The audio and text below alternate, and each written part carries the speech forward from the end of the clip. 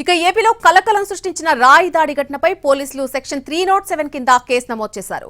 మాజీ మంత్రి వెల్లంపల్లి శ్రీనివాస్ పోలీసులకు ఫిర్యాదు చేశారు. దీంతో సెక్షన్ 307 కింద హత్యాయత్నం కేసు నమోదు చేశారు. రాయితో దాడి జరిగిన పావు గంట సేపు సీఎం జగన్ తాను షాక్లోనే ఉన్నామని అన్నారు ఎమ్మెల్యే వెల్లంపల్లి శ్రీనివాస్. జగన్ ను అంతం చేయాలనే చంద్రబాబు పక్కా ప్రొఫెషనల్స్ తో ఈ దాడి చేయించారని ఆరోపిస్తున్నారు.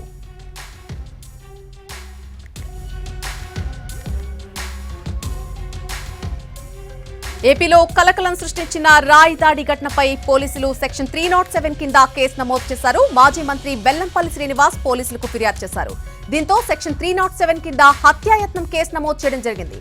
అయితే రాయితో దాడి జరిగినటువంటి పావు గంట సేపు కూడా సీఎం జగన్ తాను షాక్ లోనే ఉన్నామంటున్నారు ఎమ్మెల్యే వెల్లంపల్లి శ్రీనివాస్. జగన్ ను అంతం చేయాలనే చంద్రబాబు పక్కా ప్రొఫెషనల్స్ తో ఈ రాయి దాడి చేయించారని ఆరోపిస్తున్నారు.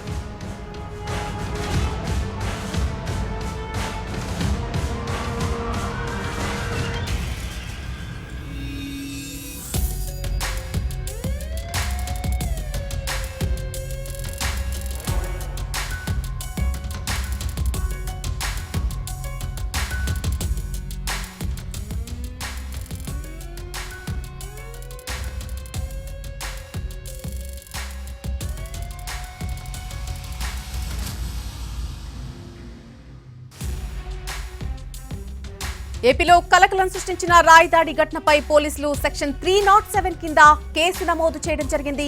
మాజీ మంత్రి వెల్లంపల్లి శ్రీనివాస్ ఈ మేరకు పోలీసులకు ఫిర్యాదు చేశారు. దీంతో సెక్షన్ 307 కింద హత్యాయత్నం కేసు నమోదు చేశారు పోలీసులు.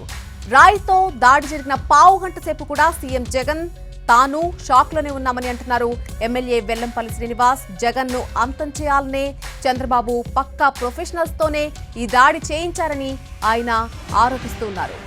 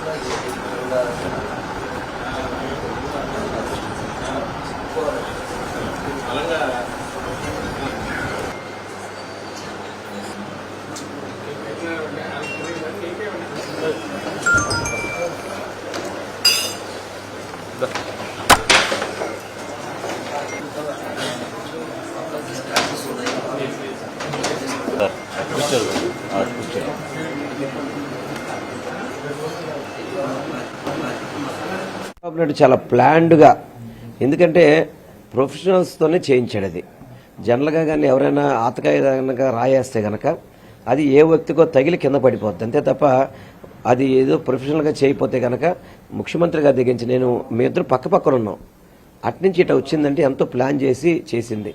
నేను ఒక్కటే చెప్తున్నాను, ఇన్ని నీచ రాజకీయాలు చేయబాకు చంద్రబాబు నాయుడు. నీకు ఇంత వయసు వచ్చింది, ఇంత దిక్కుమాల రాజకీయాలు చేస్తారు ఎవరైనా కానీ. చేసి నీ కొడుకు లాంటి వయసు ఉన్న వ్యక్తి మీద దాడులు చేస్తావా?